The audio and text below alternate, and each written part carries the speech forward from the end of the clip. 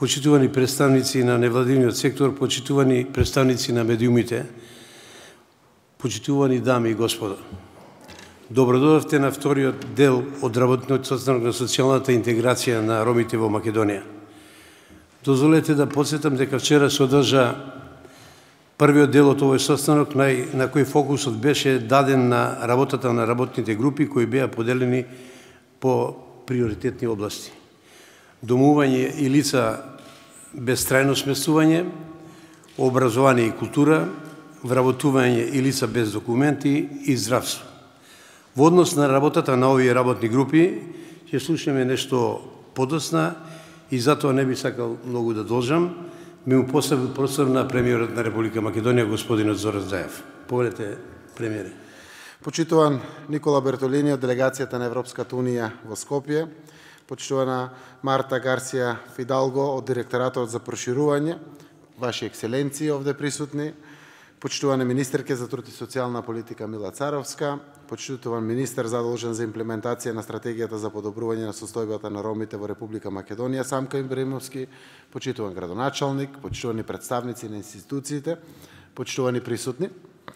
Владата на Република Македонија е определена да гради инклузивно општество и да ќе овозможиме целосна инклузија и на граѓаните роми во Република Македонија. Ние сме решени во тоа. Напластените проблеми не познаваат националност, вера или друга различност.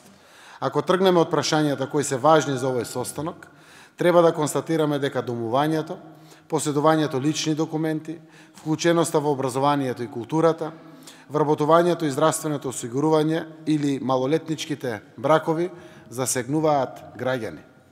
Ние, на граѓаните на Република Македонија, така гледаме низ нивните заеднички потреби и изнаоѓање квалитетни решенија што ќе одговараат на потребите на сите. Но факт е дека најзасегнатите за посочените прашања се граѓаните роми. И факт е дека треба да се преземат активни мерки без одложување. На теренот Министерството за труд и социјална политика, заедно со граѓанските организации, работи на мотивација на родителите од ромските семејства да ги испраќаат децата во градинки и училишта. Се вклучивме поактивно во обезбедување просторни услови за ромските информативни центри.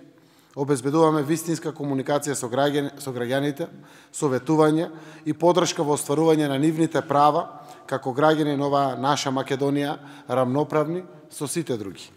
Според достапните мапи на податоци за лица што се соочуваат со недостиг на лични документи и евиденцијата во матичната книга на родени и потврдување на состојбите на терен, ќе ги заокружиме податоците што треба да ни овозможат темелен пристап во решавањето на овој долгогодишен проблем.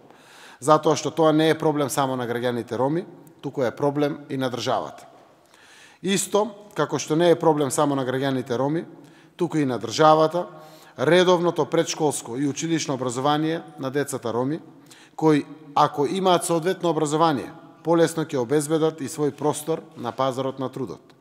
Вработувањето ќе значи лична екзистенција и екзистенција за своите семејства.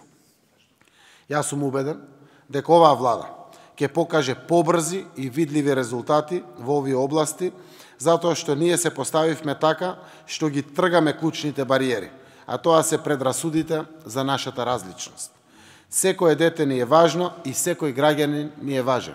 Секој. Како влада се определивме за тесна соработка со граѓанскиот сектор, кој што со долгогодишната работа на теренот е добро запознаен со проблемите и начините на кои што може да се подобри положбата на граѓаните роми во Република Македонија.